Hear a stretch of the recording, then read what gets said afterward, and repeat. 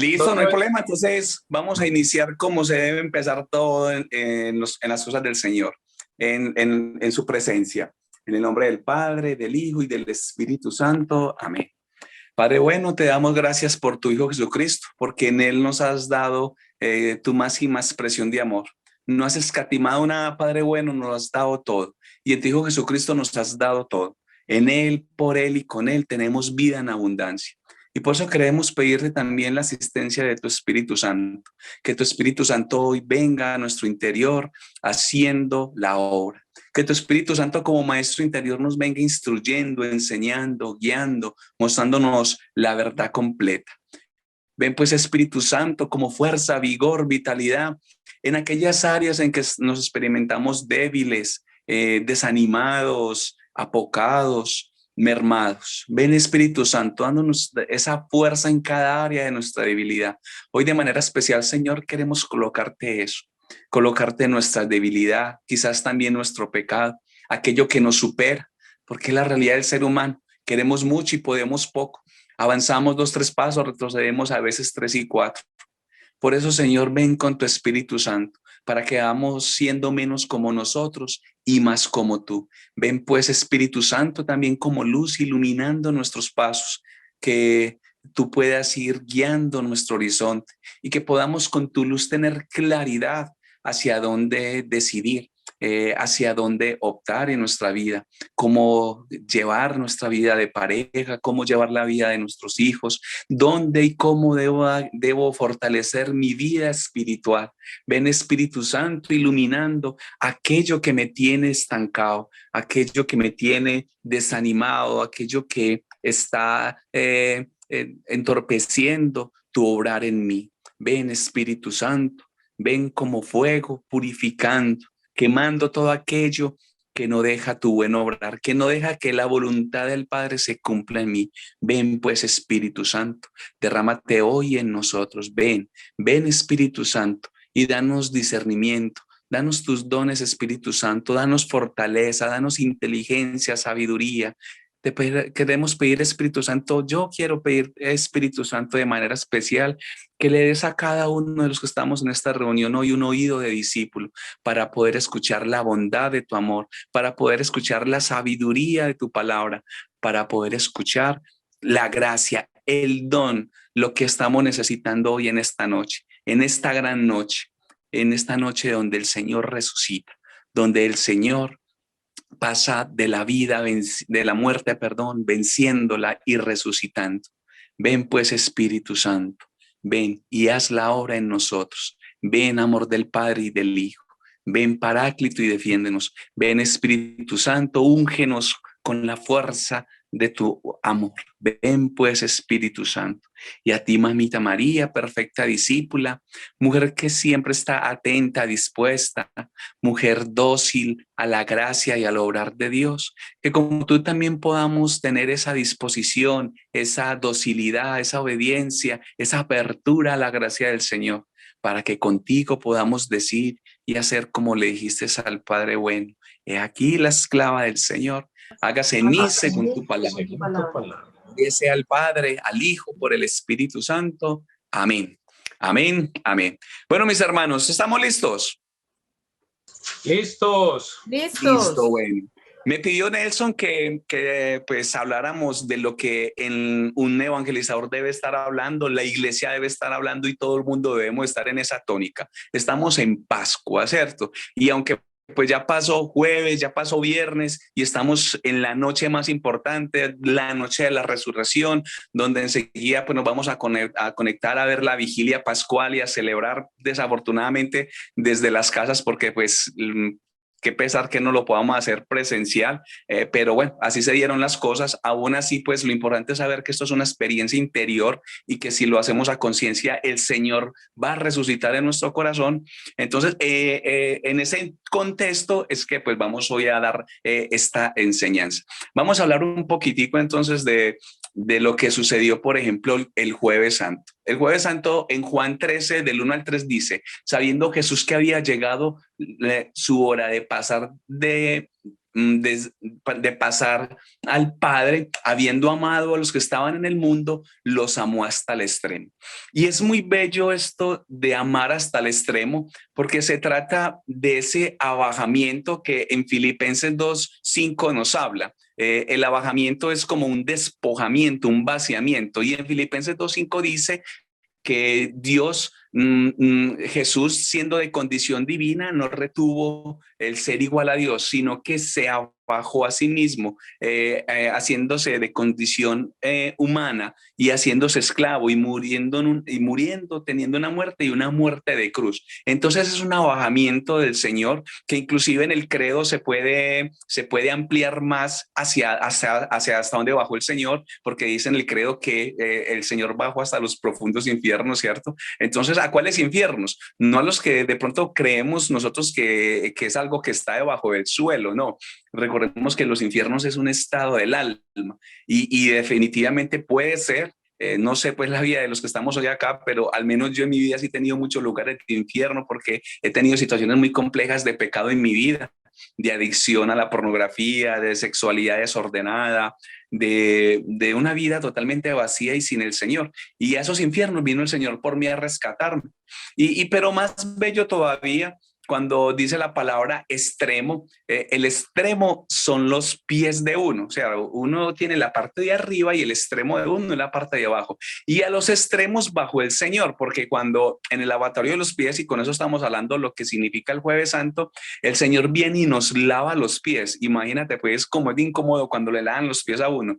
Y el Señor hizo eso con nosotros como signo que nos ama, como signos que se hace uno con nosotros, como signo ante todo, y él mismo lo dice, si ustedes, si yo siendo el Señor y lo soy, les he lavado los pies a ustedes, lo mismo le harán ustedes a los demás, ¿cierto? Asimismo le van a lavar los pies a los demás. Y entonces, ¿en qué se trata esto de lavar los pies? Pues ahí aparece también ese gesto bello y que se instituye ese día el mandamiento del amor, de ser servidor para el otro. La misión del creyente es el ser un servidor del otro. Y apliquemos esto a la vida de familia. Cuando un matrimonio no tiene esa cualidad de servicio, cuando los que integran la familia, llámese esposos, llámese esposas, llámese hijos, no desarrollan la cualidad del servicio, pues la familia se empobrece, se vuelve inclusive conflictiva, porque simplemente vamos a estar en un espacio de estar reclamándonos porque no hace, porque no hizo, porque no me ayuda, en fin, como pasa mucho en muchos hogares, desafortunadamente. Cuando uno entiende esto del servicio, de hacerse servidor del otro y servir, pues, cuando lo acaba de explicar y pareciera como en las cosas de la casa, barrer, trapear, trastes, bueno, sí, esas cosas podría hacer, pero eso va mucho más allá. Ser servidor del otro es hacer propias las necesidades del otro. Y entonces es acoger, es estar atento a lo que pueda necesitar mi esposa, el esposo, los hijos, los amigos, los hermanos de comunidad. Entonces, el Señor viene y se coloca como modelo de cómo debe ser el servicio y es un servicio de entrega, de abnegación. Qué bueno que pues entonces, ya que aunque ya pasó el jueves, tengamos esto en el corazón, que es muy importante que nosotros siempre tengamos esa disposición de servir. Si nos está costando mucho porque pues o no nos lo enseñaron, de pronto tuvimos unos papás que nos hacían todo, no sé, o hemos sido flojos o nos cuesta mucho la donación, el servicio, porque nos gana a veces el egoísmo. Pidámosle al Señor en esta Pascua de hoy de manera especial, en la resurrección, que el Señor nos dé esa gracia particular de ser servidores. No se entiende un creyente que no sea servidor, no se entiende un creyente que no tenga esa cualidad de servicio, esa virtud desarrollada del servicio. Y mire, cuando uno aprende a servir, cuando uno aprende a hacer propia las necesidades del otro, ahí uno descubre mucha felicidad y entonces se hacen reales las palabras del Señor Jesús. Hay más felicidad en dar que en recibir. Cuando uno aprende a hacer eso, uno motiva a que el otro también le sirva. De hecho, yo llevo 15 años casado y eso ha sido de las cosas, digamos, que ha hecho que la relación se vaya fortaleciendo en ese aspecto de volver servidores del otro, de estar atento a, tranquila, mi amor, hágale que yo hago el desayuno hoy, no, venga que yo barro, no, suelte la trapeadora que yo trapeo, a todas estar como atentos a estar laboriosos, a estar trabajando, a no estar quietos y no estar sirviendo a todo momento, en esas cosas cotidianas, sencillas, pero que eso se va volviendo rico el ambiente, porque no es una reclamadera de que usted no hace, sino que es una competencia al que más haga. Y eso da mucha felicidad, eso da muy buen ánimo. Bueno, dejemos ahí pues ese Jueves Santo. Bueno, no lo dejemos ahí. Quisiera mencionar lo esencial de ese día, que es lo de la Eucaristía. Se me estaba pasando, porque recordemos que se instituye el sacramento de la Eucaristía, que tiene un título, de eso podríamos hablar tantas cosas. Una de ellas es el pan de los fuertes, se dice. Y entonces, o sea, ay, Jorge, hay que estar muy fuerte para ir a la Eucaristía. No, sino que es el pan que cuando tú lo comes te hace fuerte. Y cómo es de necesario acudir todos los días a la Eucaristía. Yo hago lo esfuerzo, ya por un motivo de fuerza mayor no me da para ir a la Eucaristía, pero en lo posible yo hago lo posible para ir a la Eucaristía, porque siento que me da vitalidad, siento que el encuentro con el Señor, comerlo a Él, va dándole vigor y vitalidad a ese día, a ese momento, a las actividades que hago durante el día, además de alimentar el corazón de su palabra, ¿cierto? De discernir su palabra. Tantas veces en la Eucaristía uno siente que el Señor lo anima, lo exhorta, lo corrige, lo regaña, en fin, tantas cosas pues, que producen en el corazón la Eucaristía. Entonces, bueno, para que cambiemos y volvamos a esto a un conversatorio, quiero que alguien me cuente su experiencia de la Eucaristía. A ver, para usted, ¿qué ha significado la Eucaristía? Cuenten, a ver, para que hagamos conversatorio y no me quede yo acá hablando solito y ustedes ahí de pronto se me van durmiendo.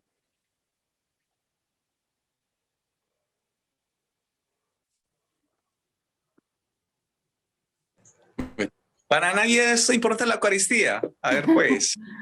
Bueno, yo, pues lo que puedo decir así de manera general es que, a manera general y a manera particular, o sea, la Eucaristía es un misterio grandísimo, ¿cierto? Y es el milagro de amor más grande porque es donde reafirmamos lo que está diciendo Jorge, o sea, es donde uno ve la donación total. Y hay unas canciones ahorita que estábamos, por ejemplo, ¿cómo es que un Dios tan grande se puso ahí tan chiquitico y se fijó en mí? Para darme esa fuerza, para darme esa compañía, para darme ese consuelo, para darme ese respaldo.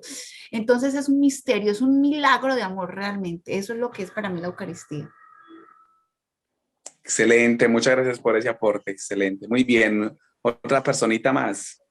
La Eucaristía. ¿Qué es la Eucaristía en la vida del creyente?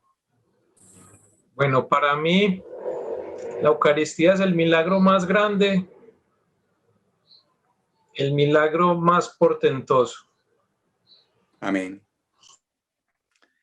Bueno, claro que sí, perfecto, está muy bien. Definitivamente, y un datico que les tiro yo acá, todos los santos fueron eucarísticos, todos los santos fueron eucarísticos. A mí, cuando alguien me enseñó eso y no fue hace, no hace mucho tiempo, hace como 2 años, alguien me dijo eso, porque yo a veces era, no, es que la Eucaristía, pues el domingo no va y bueno, a veces en semana por sí da, pero pues muy rico es la palabra, muy rico la oración con el Señor. Entonces me decía, todas esas cosas son importantes, pero la Eucaristía es fundamental. Y recuérdate, Jorge, que todos los santos fueron eucarísticos. Entonces a mí me talló mucho eso, porque lo hacían por necesidad, porque necesitaban alimentarse del cuerpo y la sangre del Señor, necesitaban sanarse en el cuerpo y la sangre del Señor. Recordemos lo que dice el texto de Isaías 53 en el siervo sufriente. En sus heridas hemos sido sanados, Él soportó el castigo que nos trae la paz. Entonces, cuando nos alimentamos del Señor, realmente uno va reparando el interior, uno va renovando, va volviendo a coger fuerzas para la vida que es dura, para la vida que es combate, porque pues no sé cómo la ve ustedes, pero de seguro que esta cotidianidad, esto de ser padre de familia, esto de ser evangelizador, eso de trabajar en una empresa, esto de ser humano, es súper difícil cuando no es de la mano del Señor. Cuando no está el Señor en la vida, no está el Señor presente en la vida de uno, todo se vuelve duro, difícil, cuesta arriba. Pasamos entonces ahora al Viernes Santo para que avancemos y traemos más que todo pues la resurrección, porque estamos en día de resurrección, pero qué bueno que como que hagamos ese contexto del trío pascual. Hablemos de lo que sucedió ayer tan bello. porque no hay resurrección sin crucifixión, ¿cierto? No podemos experimentar las delicias del reino de la resurrección si primero no vivimos la crucifixión. Y entonces ayer meditábamos sobre el misterio de la cruz.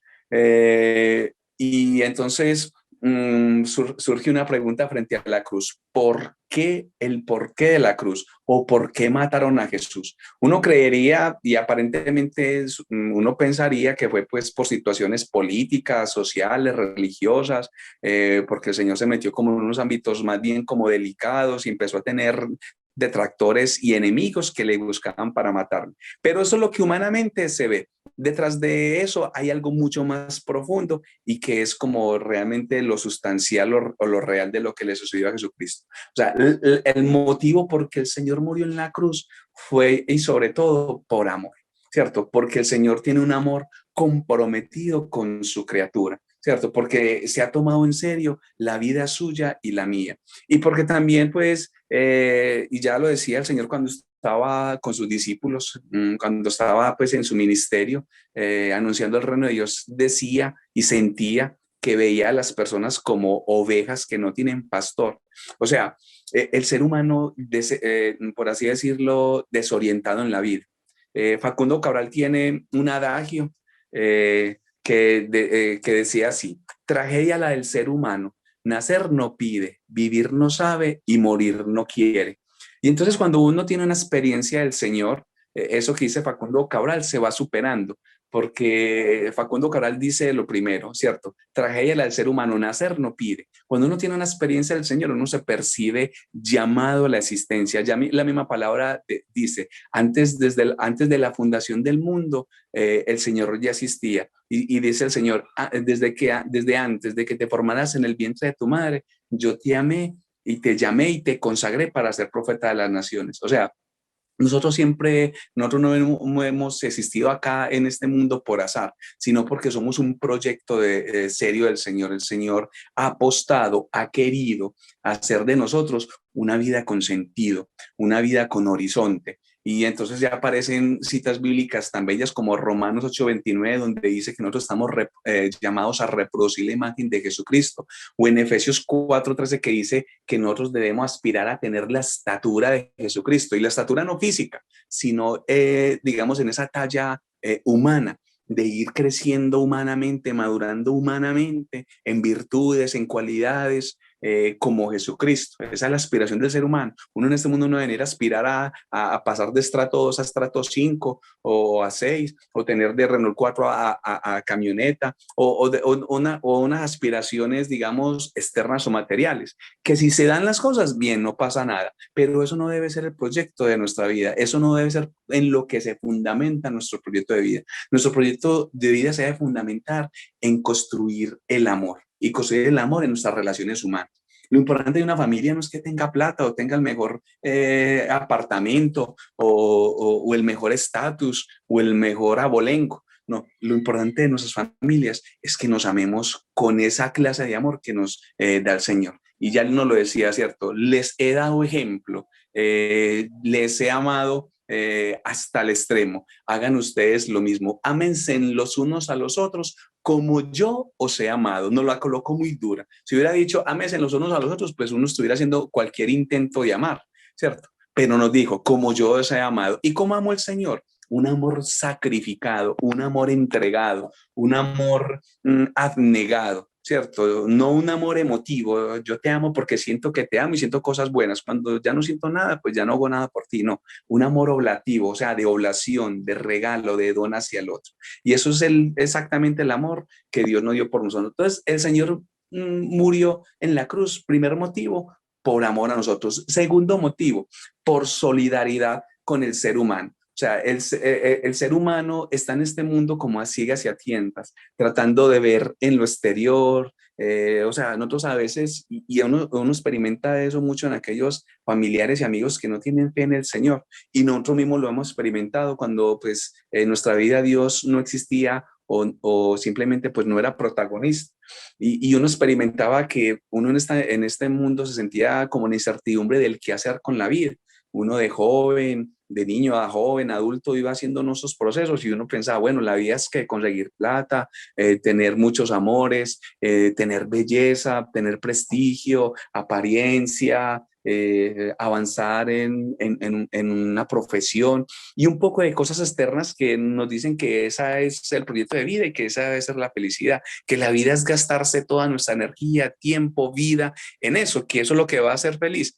Pero extrañamente, y es el caso que pues, a mí me ocurrió, yo a los 27 años tuve una experiencia de encuentro con el Señor, pero esos 27 años, hasta esos 27 años, era una búsqueda exterior de satisfacer el corazón con personas, con cosas, con fama, con prestigio, y avancé en un poco de áreas en la vida, en el campo pues económico, en el campo de relaciones afectivas, tuve muchos amores y todo eso, tratando de ajustar mi corazón a esas realidades, y experimentaba lo que decía San Agustín, ¿cierto? Nos, mm, a ver, ¿cómo es que dice San Agustín, cierto? Mi corazón estará inquieto hasta que no descanse en ti. Creo que así es que dice la frase de San Agustín. Sí, es la búsqueda del corazón del ser humano tratando de acoplarse, de afianzarse, de adherirse a algo que le dé vida, que le dé sentimiento, que le dé fuerza, que le haga sentir vivo. Y entonces uno sale extrañamente a buscar todo afuera y resulta que la felicidad es una experiencia interior del corazón. Cuando uno se adhiere no a las cosas ni a las personas, sino a la presencia del Señor en un encuentro íntimo, profundo con el Señor, es que uno experimenta que todas las inquietudes, los anhelos, las ilusiones que uno tenía frente a lo exterior era simplemente banalidad, era simplemente algo etéreo, ¿cierto? Simplemente era algo superficial, que no era pesado, que no era lo que, o sea, no era para lo que yo estaba hecho. Dice, bueno, no recuerdo quién dice, creo que es la Madre Teresa, que el corazón del ser humano tiene el tamaño de Dios. Solamente cuando Dios se ajusta a ese corazón queda satisfecho, feliz, pleno, ¿cierto? San Agustín decía era así. Nos hiciste para ti, Señor, y nuestro corazón no dejará de estar inquieto hasta que no descanse en ti. Entonces, qué bueno que en este misterio ayer de la cruz volvamos a repasar, a recordar, a volver a pasar por el corazón ese amor apasionado del Señor, que le da sentido a la vida, que le da raíz, que le da soporte a nuestra vida espiritual. Cuando uno no entiende esto, uno vive la vida a la deriva, es cierto, detrás de cualquier ideología, persona o proyecto humano que tantas veces antes nos entorpece más la vida o nos la enreda más. Bueno, un tercer motivo, he dicho yo de por qué motivos Dios murió en una cruz. Dije primero por amor, segundo por solidaridad con el hombre, un Dios solidario, comprometido, que no nos deja a la deriva de la existencia, sino que nos manda a su Hijo Jesucristo para que Él como maestro, como modelo, nos instruya, nos enseñe cómo es que debe vivir, ¿cierto? Él nos enseña que es obedeciendo que se vive bien esta vida, así como Él obedeció, porque Él obedeció a plenitud la voluntad del Padre. Entonces Él nos enseña a vivir, viene como un modelo de vida. Y qué bueno que acojamos ese modelo. Y un tercer motivo es por el perdón de los pecados, ¿cierto? Él soportó el castigo que a nosotros nos trae la paz. Y uno dirá, bueno, pero era sino que el Señor nos perdonara y ya, ¿para qué tuvo que dejar que crucificaran a su Hijo Jesucristo? Con que nos hubiera dicho, listo, los perdono y ya. Pero resulta que es que Dios es un Dios justo y entonces alguien tenía que pagar la deuda. ¿Cuál deuda? La deuda del pecado. Dice en Romanos 6:3 que la paga del pecado es la muerte. Y entonces, por nuestras desobediencias, por vivir una vida de espaldas al Señor, por pecar significa no acertar en el blanco, pecar significa ir de espaldas al proyecto de Dios, por vivir así, es que, por así decirlo, hemos hecho el agravio. Se ha generado la deuda, porque cada vez que pecamos, crucificamos al Señor. ¿Cierto? Cada vez que pecamos, quitamos la balanza, ¿cierto? Entonces alguien tenía que colocar esa balanza de justicia nivelada, porque nosotros con nuestros pecados fuimos desnivelando la balanza. Idolatría, desobediencia, malas decisiones, el egoísmo, el orgullo, en fin, yo pregunto y mirar cuánto me responden. ¿Alguien en su vida ha tomado malas decisiones? ¿Mm?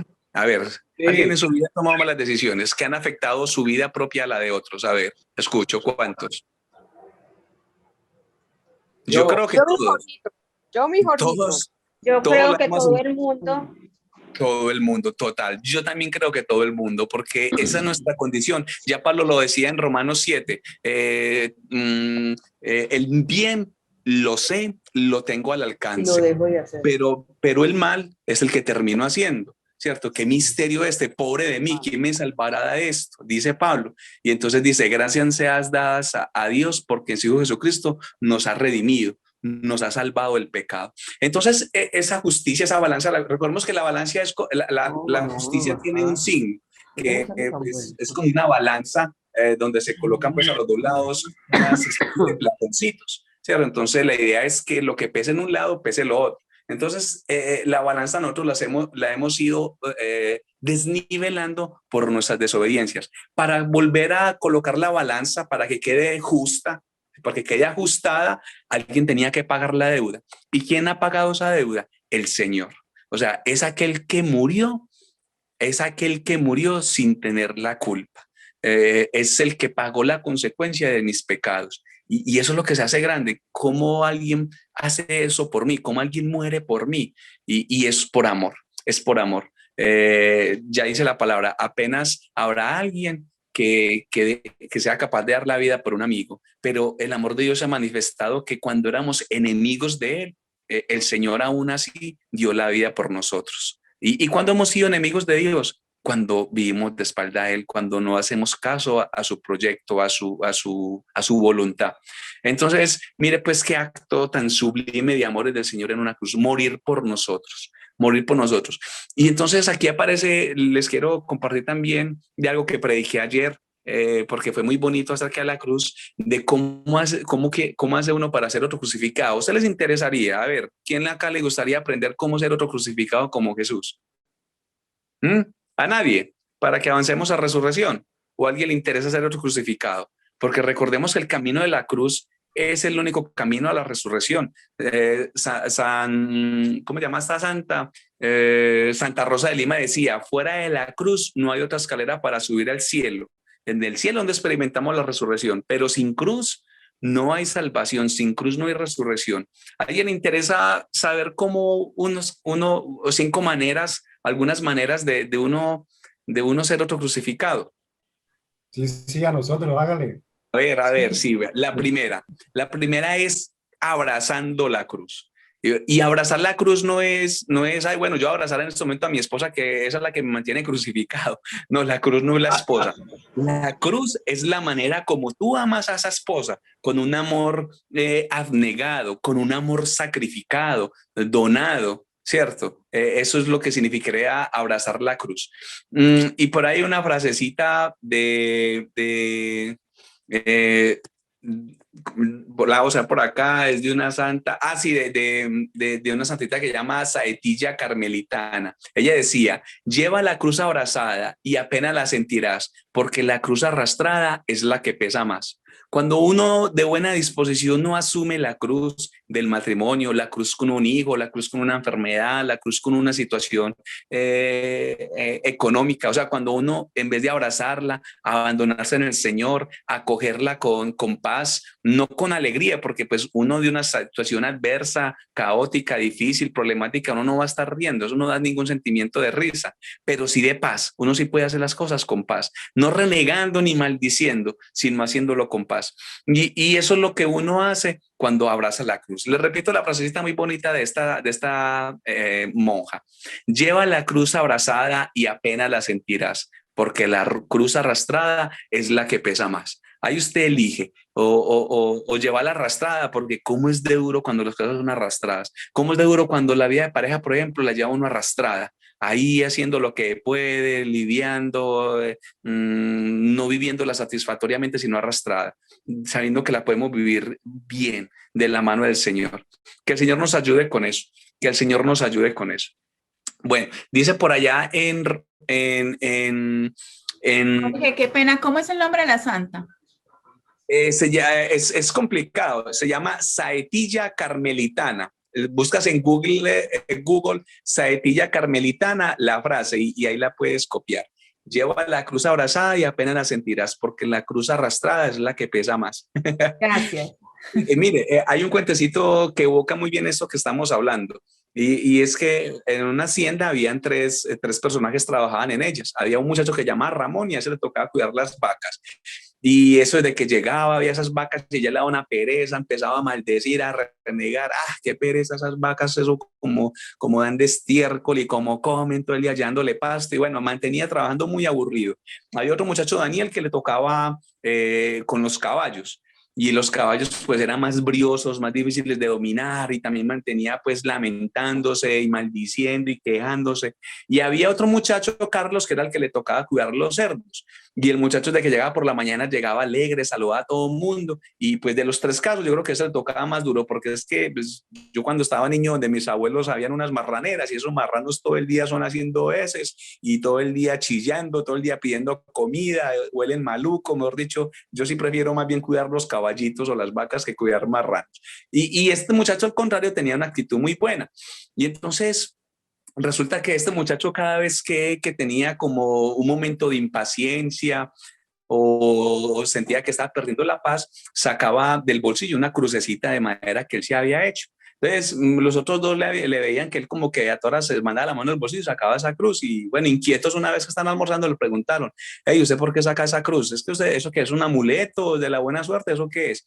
Entonces él le fue diciendo esta expresión, no, vea, lo que pasa es que esta crucecita que yo hice con mis manos me ha ayudado mucho porque cada vez que siento que estoy perdiendo la paz, siento que voy a entrar en cólera o que me estoy descomponiendo, saco la cruz y la miro y recuerdo el Calvario, donde habían tres hombres que llevaban la cruz. Uno era Dimas, que era uno pues de aquellos, de los tres crucificados. Recordemos que Jesucristo lo crucificaron con otros dos. Y una tradición pues ha dicho que estos otros dos ladrones crucificados se llamaban Dimas y Gestas. Entonces dice pues que Dimas era pues como llevando la cruz obligado, ¿cierto? Sin ganas y como por las últimas. Gestas iba renegando y maldiciendo de la cruz. Gestas era uno de los malos ladrones, ¿cierto? Y estaba Jesús que abrazaba la cruz y la llevaba en silencio y con dignidad y con paz.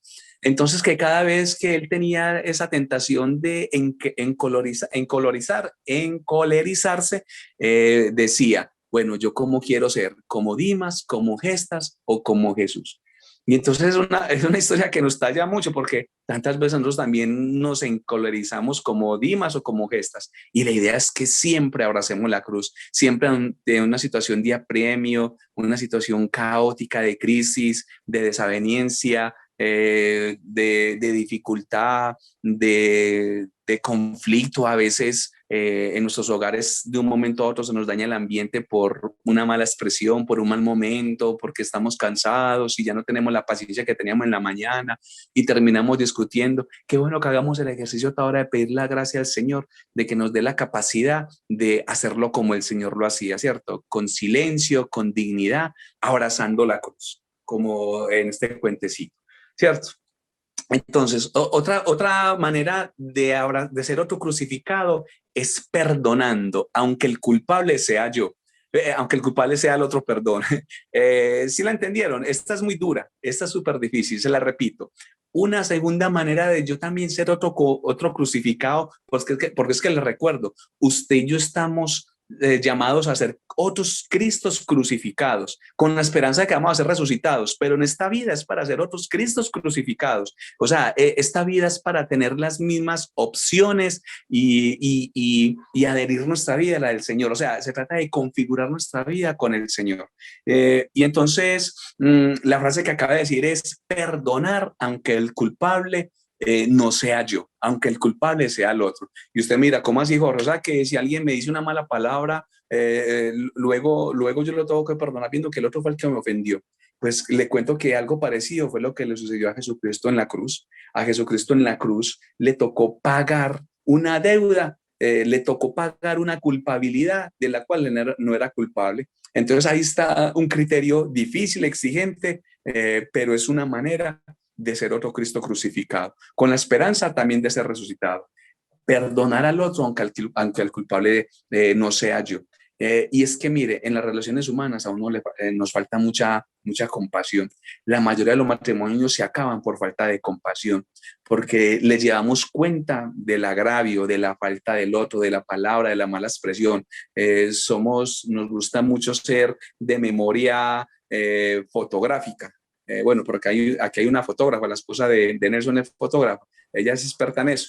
No en recordar las cosas malas de Nelson, sino que es una fotógrafa, que valga la redundancia. Pero sí, y yo creo que esto más que todo en las mujeres, tienen esa memoria fotográfica de guardar, es que usted me dijo, es que usted me hizo, es que acuérdese aquella noche. Nosotros los hombres, o al menos hablo por mí, yo soy más de memoria y a mí se me olvida mucho las cosas, inclusive las cosas malas que me hacen. Yo trato de pasar la página. O sea, uno en la vida tiene que ser como el torero. ¿Cómo es el torero? ¡Ole! Que deja pasar. Uno, a las malas palabras, las malas expresiones, uno tiene que hacerse muy amigo de eso, dejar pasar el mal del otro, no retener, sino dejar pasar. Entonces, bueno, que el Señor nos ayude con eso.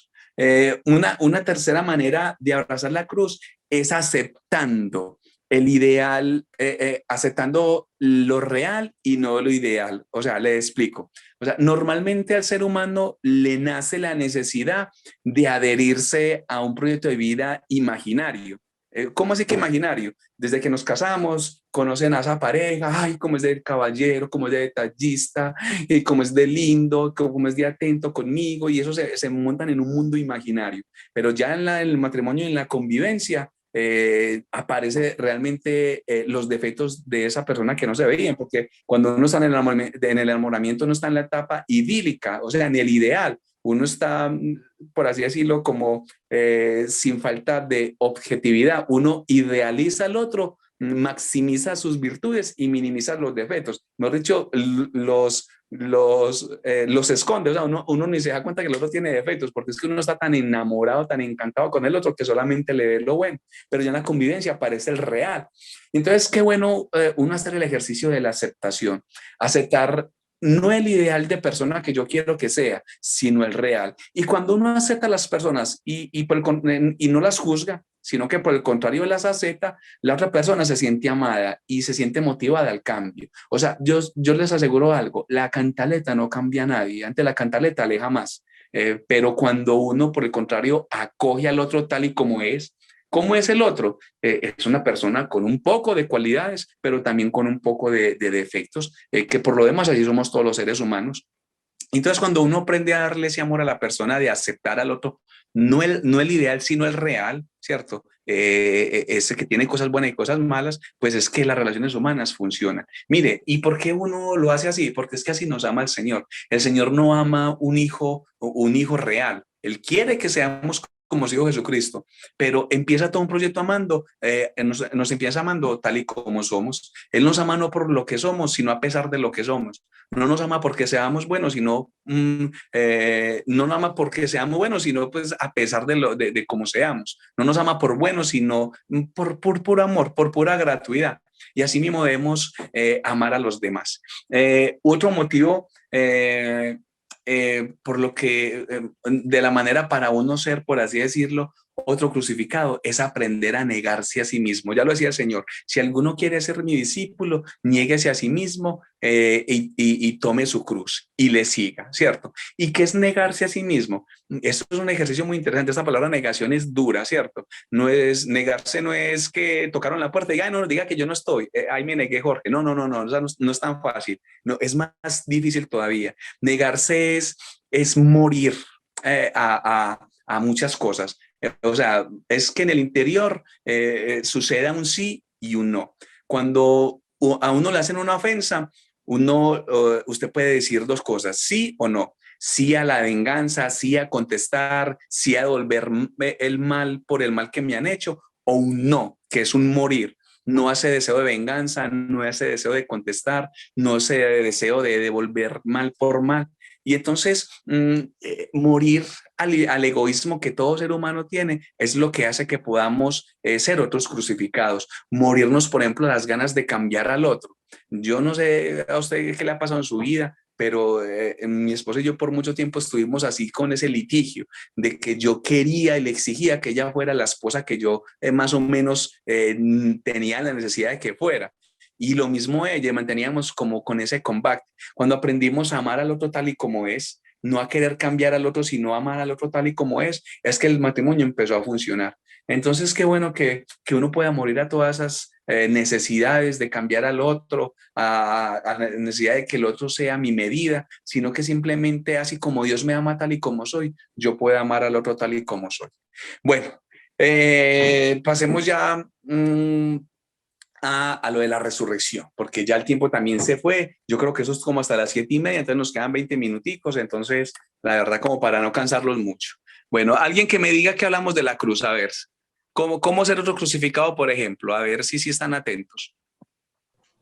Abrazar la cruz. Abrazar la cruz, esa le quedó sonando. O sea, claro. Perdonando. Perdonando, total, así es. Negando Aceptar la realidad Aceptar.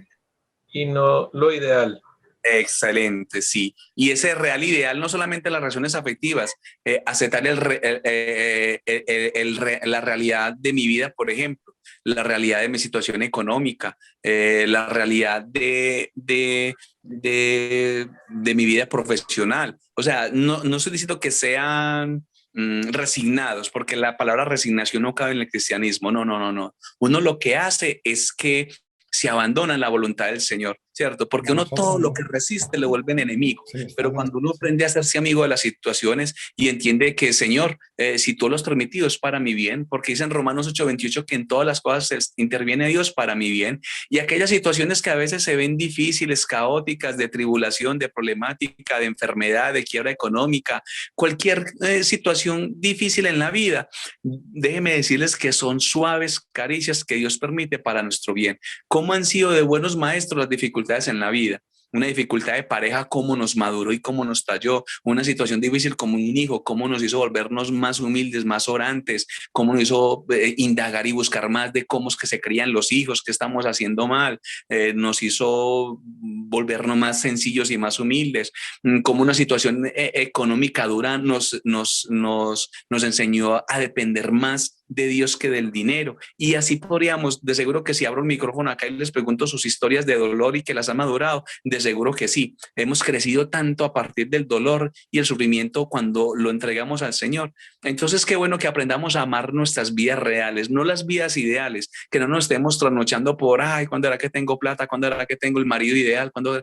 No. Aprendamos a abandonarnos en la voluntad del Señor y a acoger el hoy que nos toca vivir.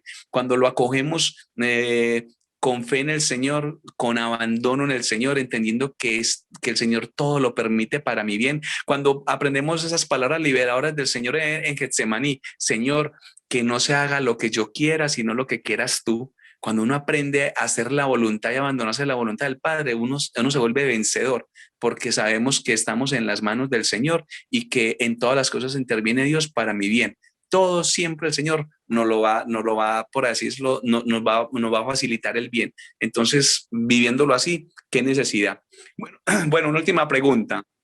¿Por qué murió Jesús en la cruz? Por amor. Por amor, muy bien. La otra era Por obediencia.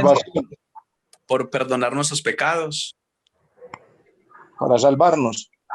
Y también por eso, pero por solidaridad, ¿cierto? Se hace solidario. Es como cuando usted ve una persona problemada que no es capaz de cargar su mercadito o está embalada con una cosa, no le surge ser solidario. Venga, yo le ayudo con unos paquetes, venga, yo le doy esta plática que la veo mal. Usted ve a una persona enferma y le busca el medicamento. O sea, el ser humano en sí le gusta ser solidario. Dios le pasó exactamente lo mismo con nosotros. Nos vio tan desorientados en la vida que se quiso hacer uno con nosotros y por eso Jesucristo es igual a nosotros en todo menos en el pecado. ¿Y qué hizo Jesucristo? Mírenme a mí para que aprendan a vivir. De eso se trata la vida.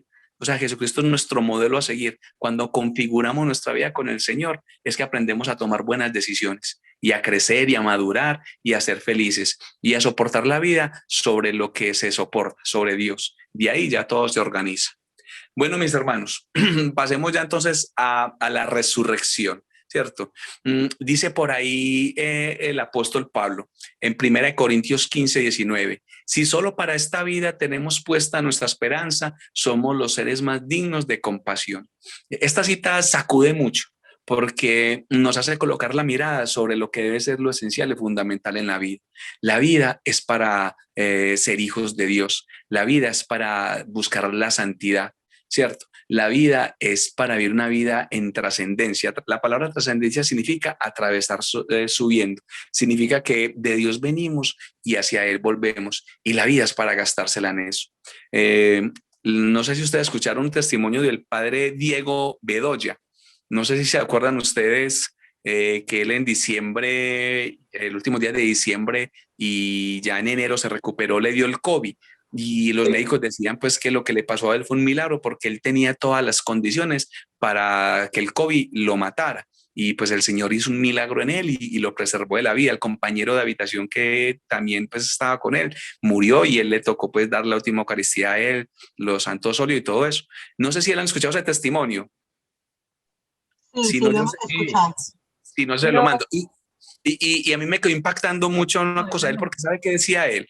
Que en esos momentos de uno sentir la muerte tan de cerca, él decía, lo importante en la vida no es los títulos que tengamos, el dinero que tengamos, nada de eso servía en ese momento. Lo único que servía era Dios primero que todo, la familia y los buenos amigos. Eso es realmente los verdaderos tesoros de la vida de uno.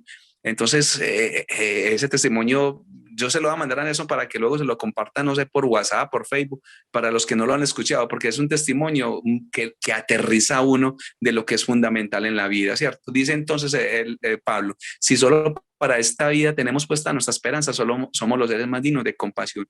Y si usted se da cuenta y echa una mirada a sus familiares quizás, o a tantos amigos, o a sus vecinos, la gente mantiene colocando puesta su esperanza o en personas, o en cosas, o en fama, o en una profesión, en un título, o sea, cuando sea esto, cuando sea lo otro, y un poco de proyecciones que simplemente pues dejan vacío el corazón y que no dan respuesta a los momentos difíciles de la vida. ¿Qué respuesta dar el dinero en una situación de enfermedad, en una situación compleja de realidad de pareja, de crianza de un hijo, en fin, tantas cosas que el dinero nada puede responder, que tus títulos profesionales nada pueden responder? En los momentos duros de la vida, el único que da respuesta siempre es el Señor. Y si estamos acompañados de una familia que hemos sabido fortalecer y crear, y de buenos amigos, que por lo demás, les dejo esta cuñita, las buenas amistades que yo he conseguido me las ha dado en estos 15 años, 16 que llevo en los caminos del Señor. Todas las amistades de antes, no, pues la verdad, no es que los desprecie, no es que no los quiera, sino que simplemente pues cuando uno camina en el camino del Señor, uno quiere caminar en un mismo camino con otros, en una vida comunitaria. Y en esos 16 años de experiencia del Señor, las mejores amistades que tengo me las ha regalado el Señor. Amigos que uno puede contar con ellos en las buenas y en las malas, porque es que en una situación buena, pues uno está rodeado de mucha gente, pero en las situaciones adversas realmente es donde se ve el amigo. De hecho, la palabra amigo, etimológicamente, amigo significa a sin, ego, yo. O sea, un amigo es el que no tiene ego. ¿Qué es el ego? El ego es mi egoísmo, el vivir solamente para mí. Una persona, un buen amigo, hace propias las necesidades del otro, vive más para el otro que para sí mismo. Eso es un verdadero amigo. Entonces, un amigo es sin yo, o sea, sin ego. Entonces, el que tiene un amigo tiene un tesoro, porque qué bueno poder contar con los amigos. Y es en el Señor que uno nos encuentra, porque solamente uno muere al egoísmo cuando el Señor se hace presente en el corazón. La vida espiritual es un combate. O gana el ego, el reino del hombre, o gana el reino de Dios. Y entonces, pues los que en su misericordia nos hemos abierto a su gracia, hemos ido entendiendo esto y hemos ido experimentando cómo Dios va desplazando nuestro egoísmo del corazón y se va instalando en el corazón. Eso es el reinado de Dios. Que el Señor en esta Pascua y en esta noche de resurrección, pues que nos conceda esta gracia de ir siendo menos como nosotros, como dice Juan Bautista, y seamos más como Jesús. Amén. Bueno. Amén. Una de las situaciones bellas de la resurrección es que en la resurrección entendemos el para qué de la vida, el sentido de la existencia, ¿cierto? Muchas personas entienden, viven la vida en una batalla contra la pobreza, contra la enfermedad, contra la soledad. O sea, el ser humano que no tiene al Señor vive batallando contra sus miedos. Entonces, por miedo a la soledad, hago lo que sea por volverme bonita, me coloco silicona donde haya que colocarla, hago lo que sea por tener una pareja, un afecto o sobresalir en una profesión, un poco de cosas externas. Y todo eso es impulsado por el miedo. ¿Cierto? Miedo a fracasar, miedo a la soledad, miedo a la pobreza, miedo a la enfermedad. El ser humano mantiene combatiendo sus miedos. Cuando uno tiene una experiencia de encuentro con Jesucristo resucitado, uno entiende, uno va experimentando que en el Señor todos los miedos van siendo vencidos. De hecho, el mayor y grande miedo de nosotros, que es la muerte, ha sido vencido por el Señor, ¿cierto? Ya el Señor nos ha librado de la muerte. Ya nosotros no estamos amenazados de muerte, sino que estamos amenazados de resurrección.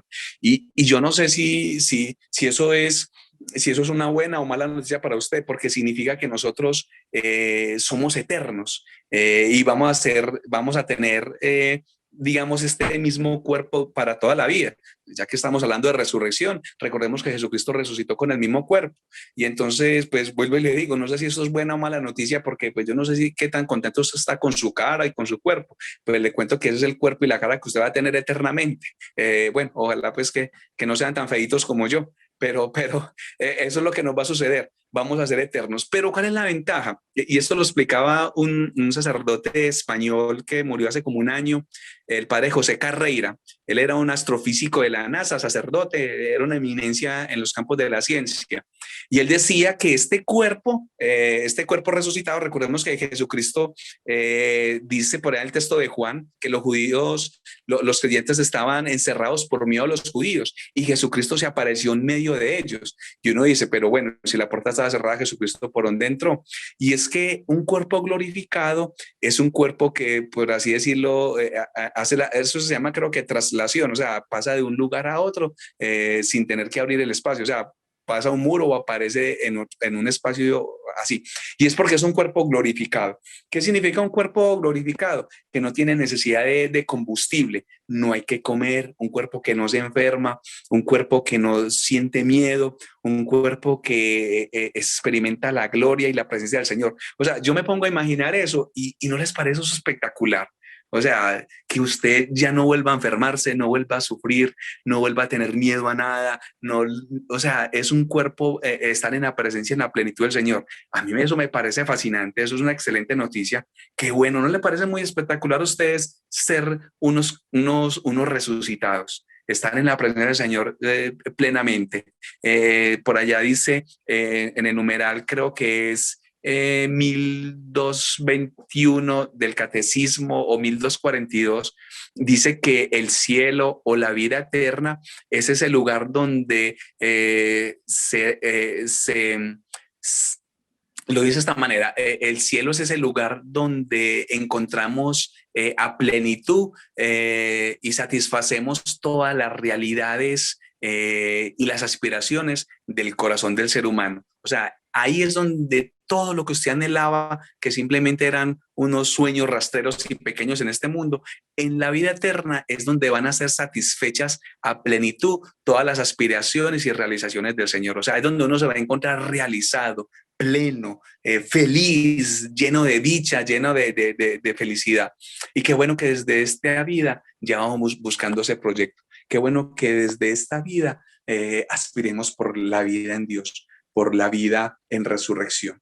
Bueno, avancemos, hagamos conversatorio para no cansarlos yo hablando a toda hora. ¿Qué creen ustedes? A ver, les hago una preguntita. ¿A ustedes qué les dice la resurrección? O pregunten, Jorge, yo no entiendo esto de la resurrección. A ver, y si la puedo contestar, pues le hacemos.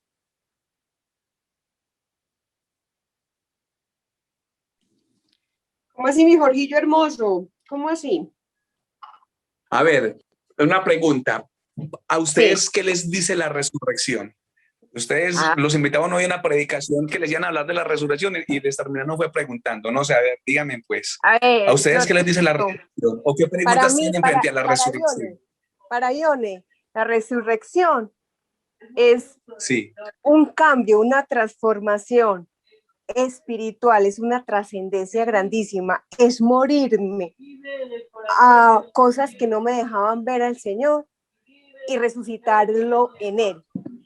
Ejemplo, sí, matar el ego es muy duro, matar la soberbia que el ego te lleva a la prepotencia y bajarla a humildad es muy duro, pero en el momento sí, en que tú entiendes que esa soberbia, esa prepotencia que está superando el ego por encima del corazón que es nobleza y humildad, el momento en que tú entras en esa conciencia, ¿qué haces? Estás resucitando a eso porque te estás transformando, estás asumiendo actitudes que Jesús tuvo en su vida. Entonces eso es una resurrección. amén, Así de sí, simple y bien, sencillo. excelente, qué bueno. ¿Alguien más? La resurrección es lo que nos da la Es plenitud. que Sí, qué buen síntesis, la resurrección es la que nos da la plenitud total. y la resurrección es saber que tenemos todos los días el Espíritu vivo en nosotros, o si no, Amén. entonces, ¿para qué existiría la Eucaristía? Total, sí, excelente. En la Eucaristía Pero yo nos sí tengo vamos una pregunta. alimentando en lo que nos vamos a ir transformando. Cada vez, o sea, por ahí dicen los nutricionistas que uno se transforma en lo que come y efectivamente así es. Una buena comida se va a notar en las bondades y en la buena salud de tu cuerpo. Cuando tú comes mucho a Jesucristo, te vas transformando también en un Cristo, en un crucificado resucitado. Entonces, qué bonito eso, unirlo a la Eucaristía, claro que sí. Y yo sí tengo una pregunta, porque el día de la Sí. resurrección lo celebran con el cirio pascual, aunque el cirio pascual tiene su significado, pero porque es como la representación del resucitado. Bueno, en el sitio, si usted se ve, pues no es tanto la vela, sino los signos que colocan en esa vela, ¿cierto?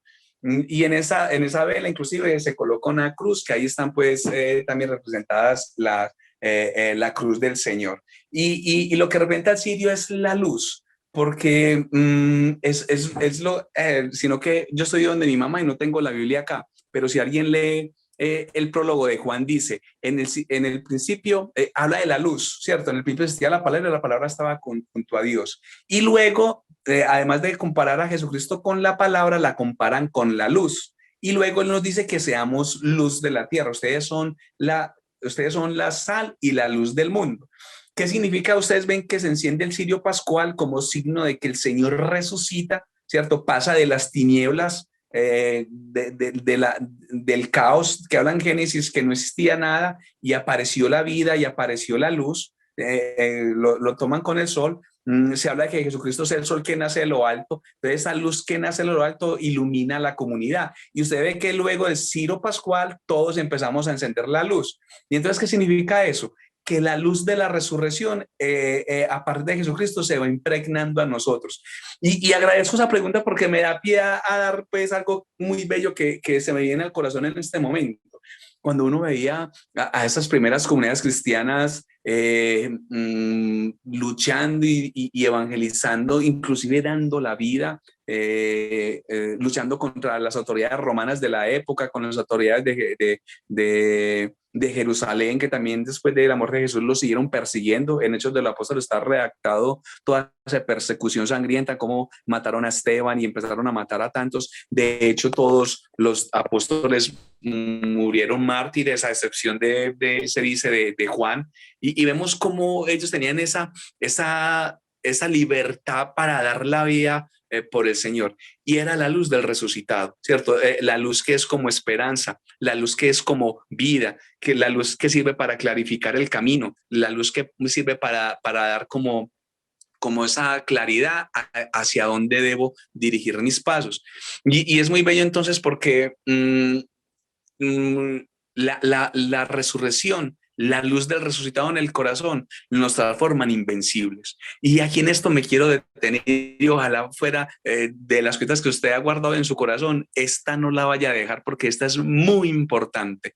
Resulta que a los cristianos se le mofaban porque decían que creían en un tal Cristo resucitado y que también los iba a resucitar a ellos, y eso a veces parecía como un cuento. De hecho, hoy en día, no sé si le pasa mucho a ustedes, las nuevas generaciones que son algo resistentes a la fe, ven la fe como algo ilusorio, algo como, ay, sí, que la fe es como para las abuelitas, para las viejitas tan ignorantes que no saben nada y creen a boas, cosas como tan fantasiosas, es que la resurrección, ¿no? Que va uno muere y listo y quedó. Y resulta que de alguna forma, hasta de manera burlesca, afirman pues, que la resurrección es una utopía o es una fantasía, porque pues nadie ha venido digamos, del más allá y ha venido, vea, yo estuve en otro mundo y bueno, un poco de cosas, aunque pues sí hay datos y sí hay experiencias que pues en eso no me quiero detener, de gente que ha experimentado la otra vida. Pero lo que yo quiero decir, expresar es que la resurrección nos transforma invencibles. ¿Por qué invencibles? Porque en este mundo que es caótico, en este mundo que es de dificultad, en este mundo que nos persigue la enfermedad, nos persiguen las problemáticas, nos persiguen los fracasos, nos persigue la pobreza. De un momento a otro podemos pasar a una quiebra económica, de hecho a muchos les ha pasado, de hecho a mí me pasó, y esta vida todo es tan volátil, todo se desvanece tan fácil en este mundo, toda seguridad humana tan fácilmente se va. Usted tenía la esperanza en ese esposo que es el soporte de la casa y que es el que sostiene el hogar y que yo sin esa persona no puedo vivir, dicen muchas personas en una mala concepción del amor, y usted soporta su vida sobre otra persona. Resulta que esa persona tiene una crisis afectiva, se le murió un familiar y entró en depresión, en fin, y esa persona que era el sustento de la casa se va al suelo. ¿Y qué pasa? Que usted que tenía la fe en esa persona se derrumba junto con él. Entonces, uno nunca coloca la fe en nada, ni en nadie, ni en cosas, ni en personas, sino solamente en el Señor. Y entonces, ¿por qué somos invencibles? Porque nosotros que estamos rodeados, por así decirlo, de tanta situación compleja de enfermedad, de crisis, de la misma muerte, salimos victoriosos por el Señor, porque resulta que la resurrección vence todos nuestros males. O sea, nosotros estamos destinados, nosotros estamos amenazados, y es una expresión que se lo escucho mucho al padre Jorge Mario Naranjo. Nosotros no estamos amenazados de muerte, sino de resurrección. A nosotros no nos amenaza nada ni nadie, porque nuestro destino final es la resurrección. Y entonces nos volvemos en invencibles, que pase lo que pase, que llegue lo que llegue, que cualquier situación dura, que por dura que sea, si la adherimos a la cruz del Señor, sabemos que en esa cruz va a haber resurrección, y entonces nos transformamos en invencibles. O sea, yo le pregunto a usted que me está viendo acá, a usted en su vida, ¿qué le puede robar la felicidad? A usted en su vida, ¿qué lo puede dañar? Si estamos destinados a la resurrección. O sea, nosotros somos eternos por un don de Dios, porque el Señor en su Hijo Jesucristo nos ha querido dar la vida eterna. La gente preocupada, veo inclusive muchas mujeres acomplejadas, que es un signo de inmadurez espiritual. Muchas mujeres acomplejadas cuando les preguntan la edad. Ay, ¿cuántos años tenés? Ay, tengo 31, pero como que no lo diga tan duro. Y bueno, con una inmadurez de no asumir o no entender su existencia. Uno con 30, 40, vea, déjeme decirle, usted puede tener 40, 60, 70, 80, 90 años, usted es un bebé, usted prácticamente ni ha nacido en comparación a lo que nos toca vivir. Entonces, como normalmente no entendemos si no está vida, y al entender si no está vida nos aferramos a ella, y por eso usted ve que vimos muchos de nuestros abuelos y muchos viejitos que no querían soltar sus posesiones ni querían soltar las personas, porque pensamos y creemos que solamente tenemos este mundo. Pero cuando uno entiende la resurrección del Señor y lo que dice Pablo, cuando uno no tiene puesta la esperanza en este mundo, porque si no somos los seres más dignos de compasión, uno toda la vida luchando para tener plata y se muere uno y todo se quedó acá. Uno toda la vida luchando para tener fama y se muere uno y ya nadie se vuelve a acordar de uno. ¿De quién se acuerda? ¿Quién se acuerda de quién? Usted y yo en 70, 80 años, ¿para quién vamos a ser importantes? Si acaso algún recuerdo, alguna foto, ay, ¿de quién era esa? Ese era como un abuelo, un bisabuelo suyo. Le dieran a algún bisnieto o no sé, o alguna cuarta, quinta generación. En 100 años, ¿quién éramos nosotros hace 100 años? Nadie. ¿Quién vamos a ser nosotros en 100 años? Nadie. Nosotros no somos nada. Solamente somos lo que en el buen proyecto de Dios él ha querido darnos. ¿Y qué ha querido darnos? Una vida destinada hacia la resurrección, hacia la Pascua.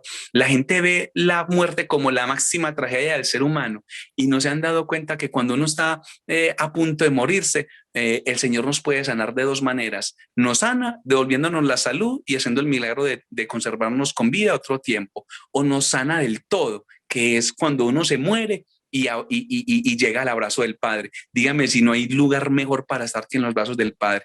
Lo que pasa que es que todo esto que yo acabo de hablar acá es un don que nos regala el Señor, es algo que se entiende en la fe. Usted le habla estas cosas a una persona que no tenga fe, o se ríe, o le dice como le dijeron a Pablo en Atenas, cuando empezó a hablar de Jesús y la resurrección. Sí, de eso te iremos a hablar en otro momento, porque realmente no era su interés.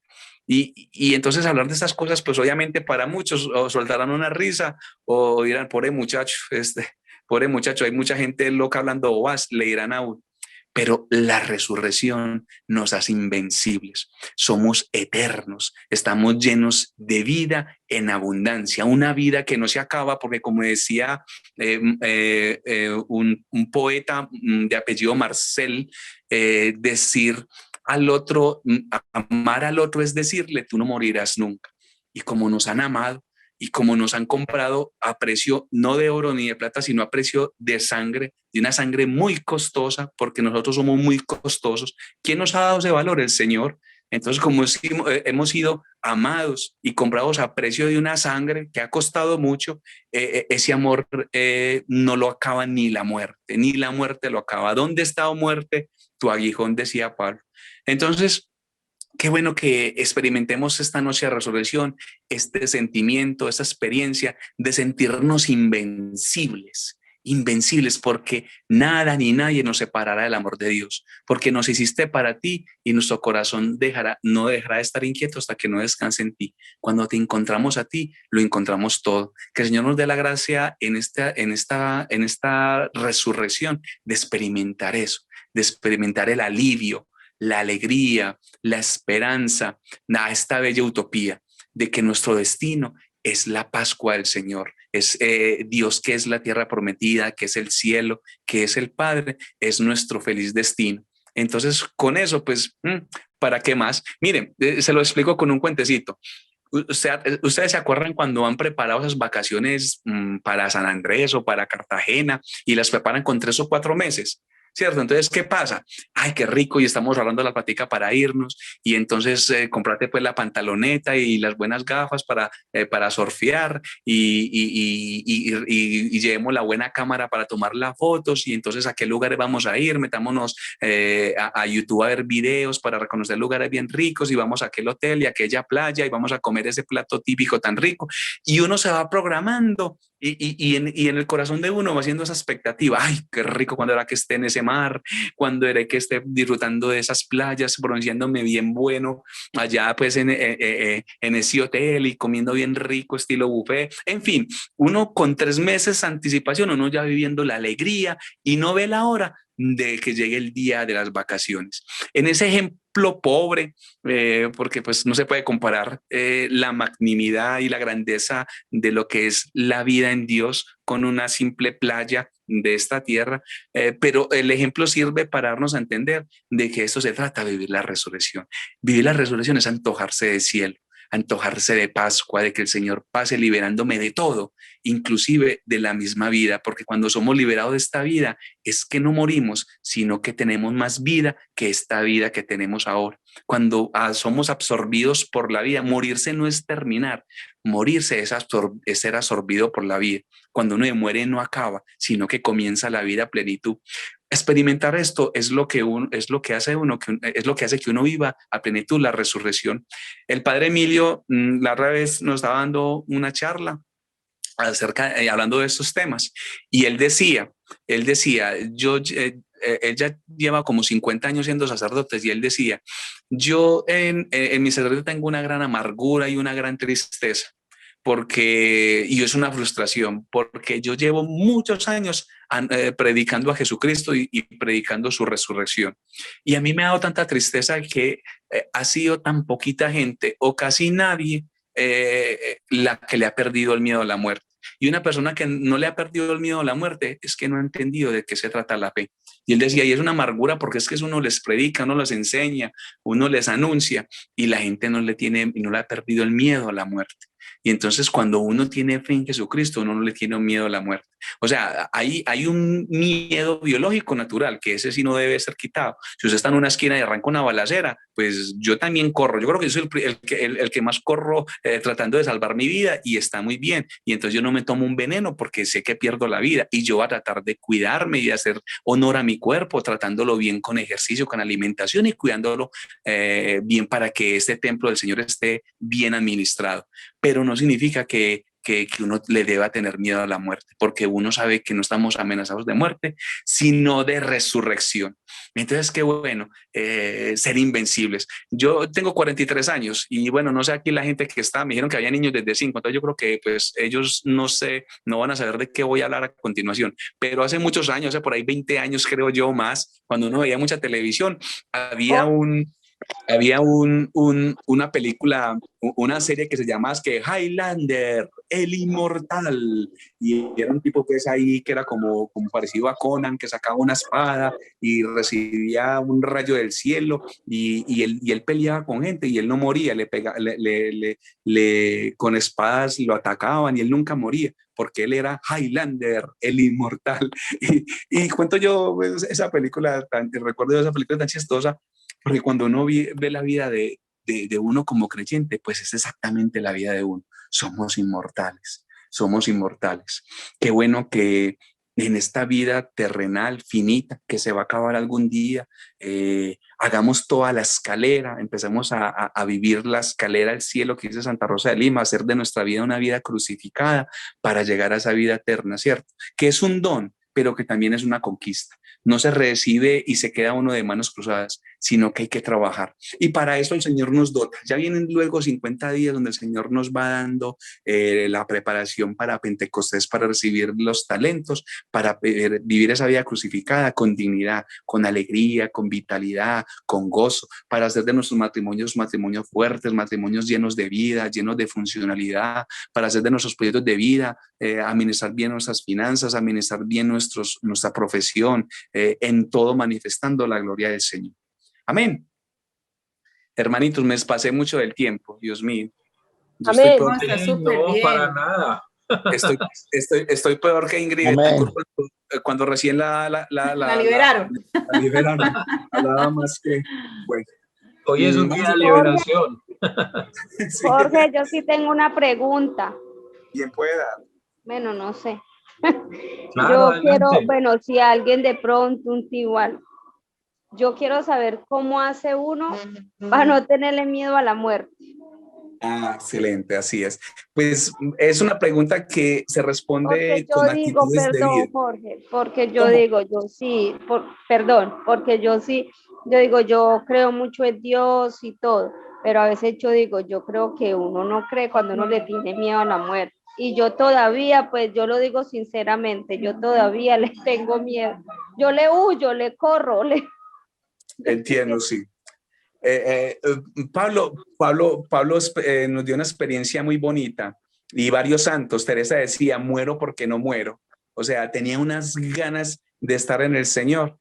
Y así la vida de muchos santos, ya en las últimas, cuando iban a morir, decían, no lloren por mí, que yo estoy muy bien. Decía, que Santica era que decía, pero Pablo lo decía, mi corazón está dividido porque por un lado quiero seguir acá anunciando y evangelizando a los hermanos en la comunidad, pero por otro lado tengo el deseo y el anhelo de estar con mi Señor. Mire, vea, esto, usted me dice que cómo hace uno para no tenerle miedo a la muerte.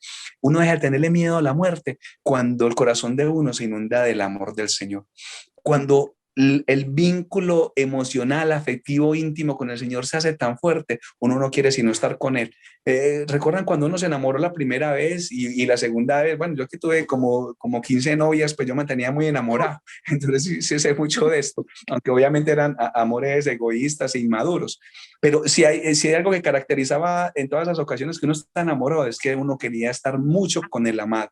Y una tora quería estar con esa persona y todo el mundo sobraba y estorbaba. Uno quería estar a solas con el amado. Entonces, el encuentro cotidiano con el Señor, el encuentro en la oración, ¿cierto? En la Eucaristía, en la comunidad, porque en la comunidad el Señor le habla y lo ama mucho a uno, mucho, ¿cierto? Y en las ocasiones de la vida, o sea, cuando uno aprende a ser muy íntimo con el Señor, es que desaparece el miedo a la muerte.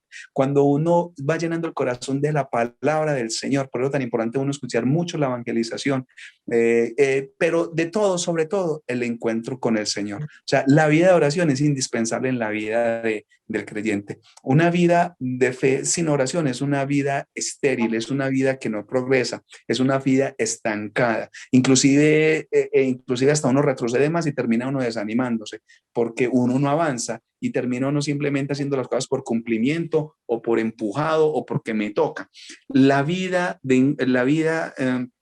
Por así decirlo, la vida íntima, la vida de encuentro con el Señor, estoy hablando de la oración, cuando uno la cultiva, cuando uno la trabaja con disciplina, con perseverancia, con amor.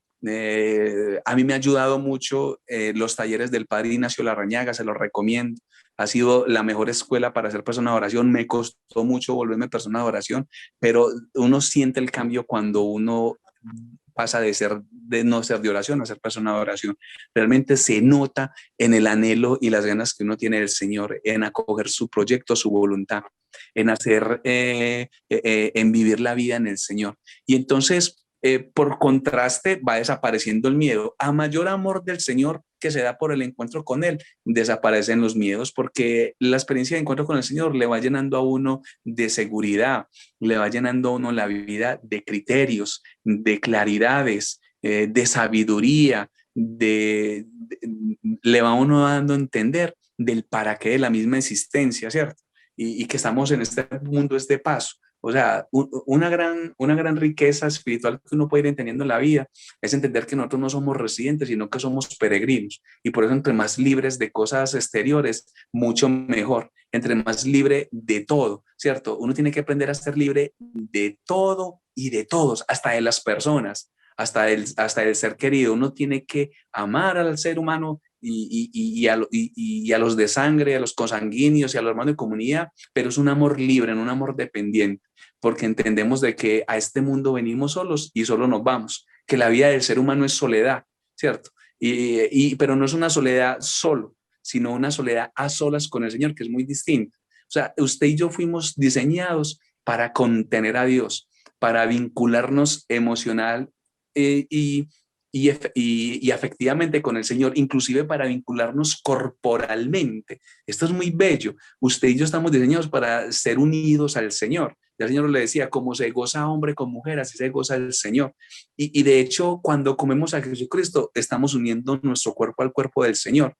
Y el Señor, mire que nos transmite su amor es con el cuerpo. Mire que lo que dona en la cruz es su cuerpo. Y luego lo que dona en la Eucaristía es su cuerpo y su sangre. O sea, es un vínculo de cuerpos. O sea, es la relación más plena que existe. La relación, comparan con la realización sexual que hay entre un hombre y una mujer. Y los que somos casados sabemos de qué estamos hablando. Pero la del Señor la supera más, ¿cierto? Es más plena porque es todo. Es espíritu, alma y cuerpo lo que integramos al Señor.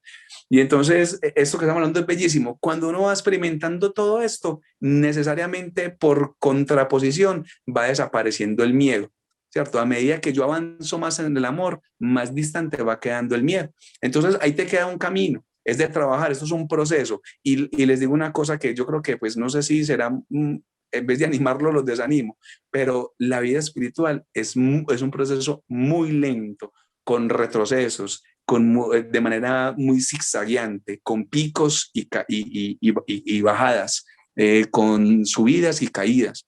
Pero si hay algo que nos enseñó el Señor ya en la cruz, es que tuvo 3 caídas. Eso nos habla en el Vía Crucis, ¿cierto? En el Vía Crucis nos hablan de las 3 caídas del Señor. Y lo importante no fue que se cayó, sino que siempre se levantó. 3 veces se cayó y 3 veces se levantó. Y 3 en el lenguaje pues hebreo es, en ese contexto hebreo, es plenitud. O sea, que siempre estuvo de pie levantándose.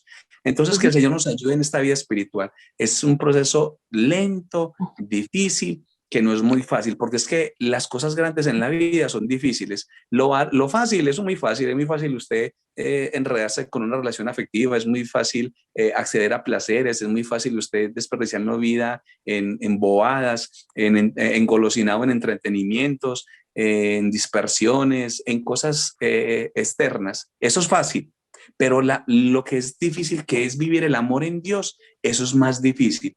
Pero es difícil porque es lo más grande y las cosas grandes no se consiguen fácil. Por eso cuesta tanto. Pero lo bueno es que hay alguien, como el mismo Jesús lo dice, mi Padre y yo todavía trabaja. No estamos solitos haciéndole a esto. Hay una Trinidad Santa trabajándole duro a nuestro corazón. Y en una noche como hoy es la noche para celebrarlo, para agradecerlo y para seguir pidiendo, porque usted y yo somos unos necesitados.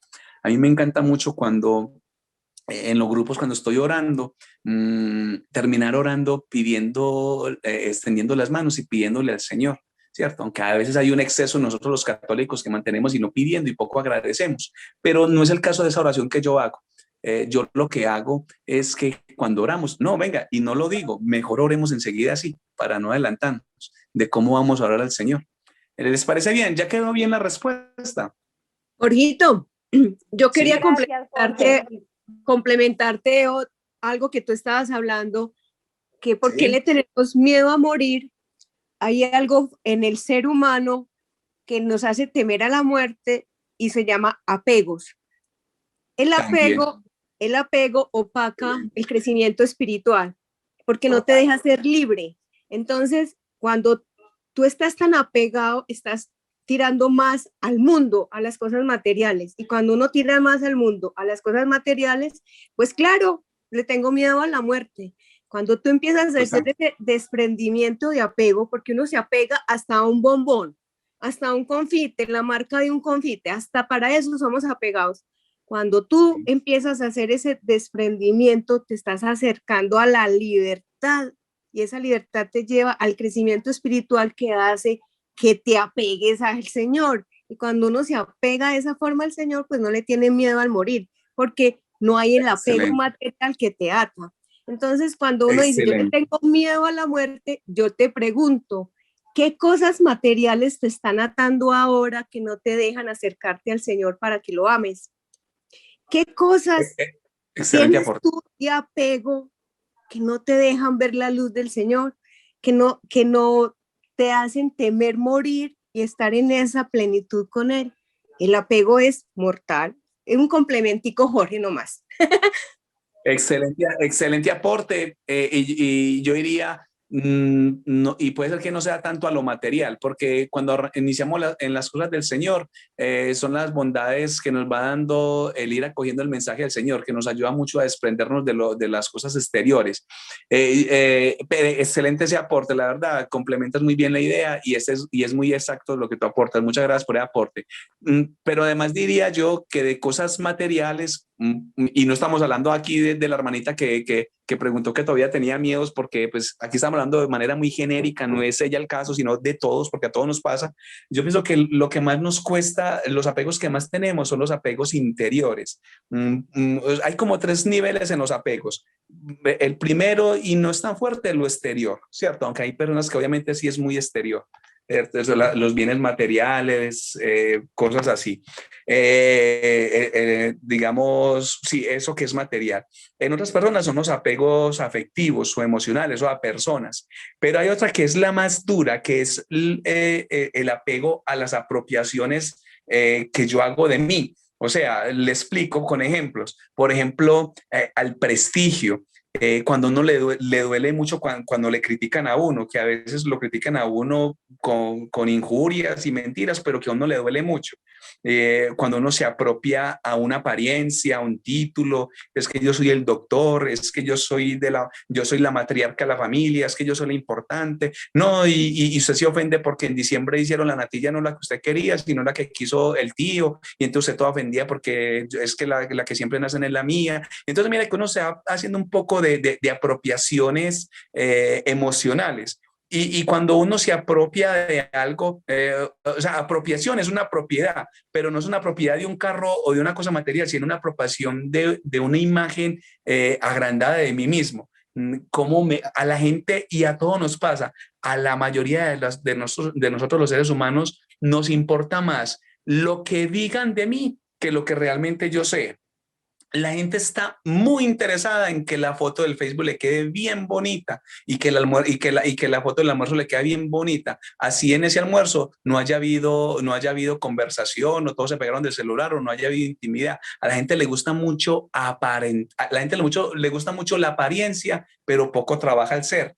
Y entonces esos son los apegos difíciles de sacar. El qué dirán de mí, el cómo me vean afuera. Y entonces cuando uno se proyecta sobre sí mismo una imagen agrandada de mismo, es que yo soy el doctor tal, la señora tal, es que yo soy la eminencia, es que yo soy el predicador, es que yo soy el coordinador, y uno se apropia de esos títulos. Entonces cada vez que surge una apropiación al corazón, también aparecen las armas que lo defienden. Entonces aparecen los celos, las envidias, las injurias, la venganza, la rabia, porque uno quiere, ay, deje ver a que yo sé cómo se la cobro, y deje ver, está hablando de mí, no, espera que no lo vuelvo a invitar a esto. Y en fin, esos apegos son los duros de sacar. Uno tiene que vaciarse de sí mismo, como lo hizo el Señor, vaciar su corazón de todas esas apropiaciones tan duros que terminan haciéndolo uno muy infeliz. Porque es que nosotros no venimos a este mundo para llenarnos, sino al contrario, para vaciarnos. ¿Qué hizo Jesús en la cruz? Darse totalmente, no se guardó nada, no escatimó nada, lo dio todo. Lo dio todo. Entonces que el Señor nos ayude a medida que uno, y va en esa lógica de la pregunta de la hermana, a medida que uno se vacía de sí mismo, más se llena del Señor. Y a medida que más se llena el Señor, se llena más del amor, y en contraposición nos vamos liberando de los miedos. Amén.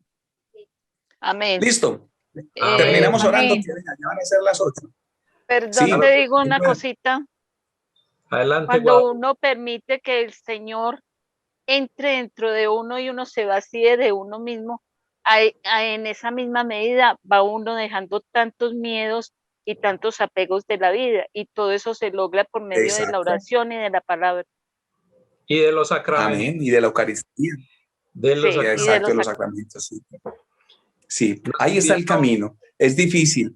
Y es un camino que se camina a solas. Uno camina con los hermanos, pero cada uno tiene que tomar la decisión, ¿cierto? Y entonces, pues, que el Señor, es que el Señor es tan lindo, nos dio este tema en un día tan especial, o no sé, pues ustedes se reúnen todos los sábados, no sé, pero las dos cosas en una noche de resurrección es realmente animar el sentimiento y el corazón para tomarse esto en serio. Y es la noche de las grandes noches. Nacimos para esta noche, vivimos para esta noche. O sea, todo nace de la Pascua del Señor, porque ese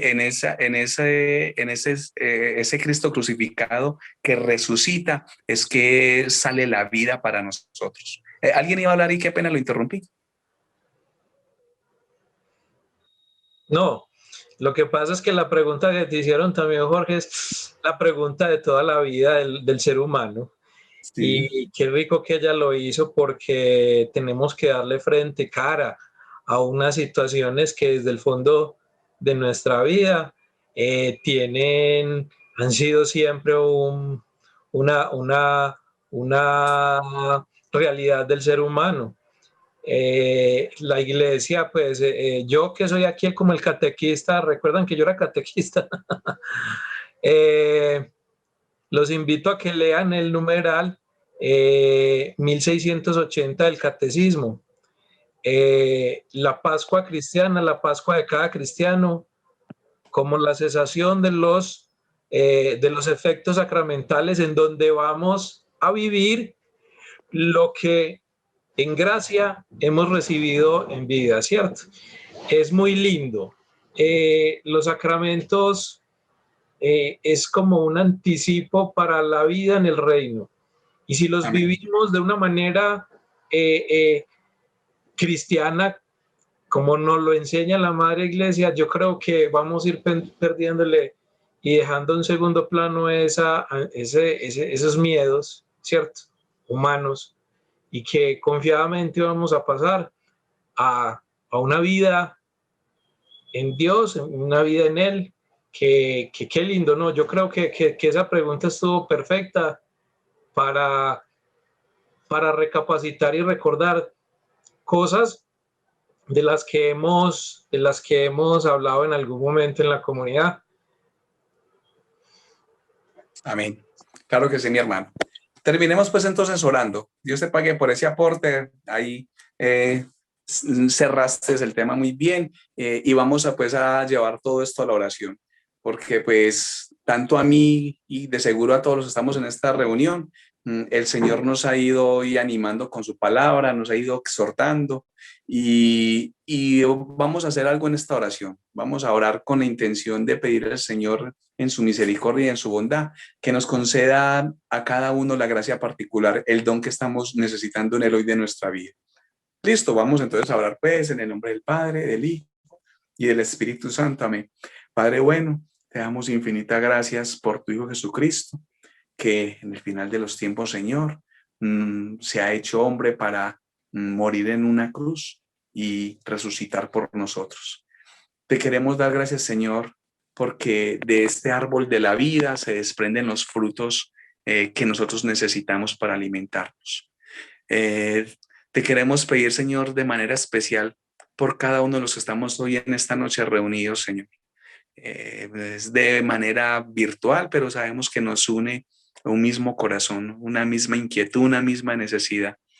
Y de manera especial, Padre bueno, te queremos pedir por los méritos de la cruz del Señor y por su gloriosa resurrección, que nos des hoy el don que nuestra vida está necesitando.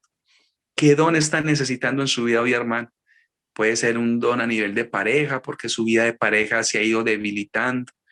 La rutina, ese cáncer silencioso que va desgastando las relaciones humanas, puede ser que se haya ido infiltrando. Las preocupaciones económicas, las preocupaciones con un hijo que se va volviendo difícil de orientar y de educar. En fin, o usted que no es casado y simplemente vive su vida de soltero y a veces la soledad le aporrea, lo talla, no sé, algún miedo que podamos tener frente a la muerte, miedo frente a los fracasos, miedo frente a la incertidumbre del futuro, miedo o complejos por el qué dirán, miedo por la pobreza. En fin, Señor, tú sabes, Señor, de nuestra fragilidad, de nuestras limitaciones, sabes aún de nuestro pecado.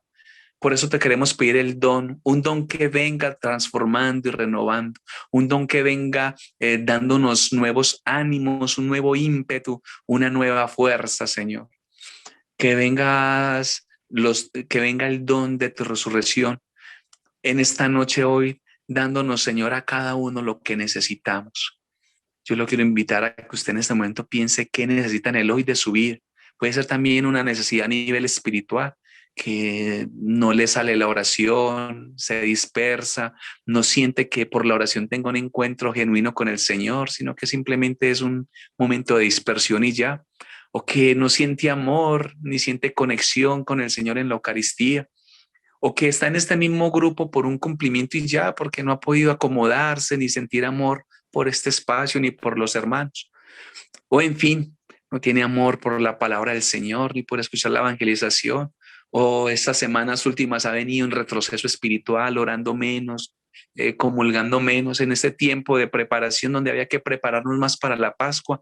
Por el contrario, antes menos se preparó y más se distrajo y más se ocupó su corazón de otras cosas y ha venido desanimado, desganado para la vida espiritual.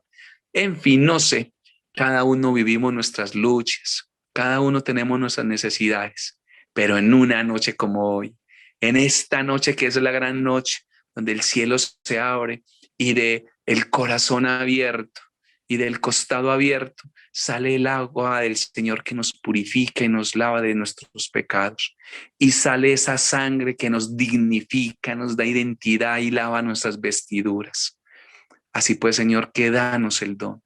¿Qué necesitamos hoy? Cada uno pida lo que necesita. Y que la gracia del Señor nos ayude.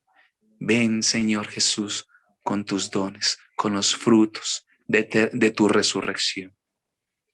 Y a ti, mamita María, mujer digna que estuvo ahí en la cruz, siendo fiel hasta las últimas consecuencias, que como tú también podamos imitar tu obediencia, disposición, apertura a la obra del Señor, que como tú también podamos ser obedientes a la voluntad del Padre. E intercede por nosotros, Madre querida. Acompáñanos, tú que eres maestra, y enséñanos. Tú que eres madre que cuida, cuídanos, Madre querida. Tú que eres intercesora, intercede por nosotros ante tu Hijo Jesucristo, para que los bienes celestiales, las gracias que en esta cuaresma y en esta resurrección del Señor, en esta Pascua liberadora del Señor se dan, se hagan realidad en nuestras vidas.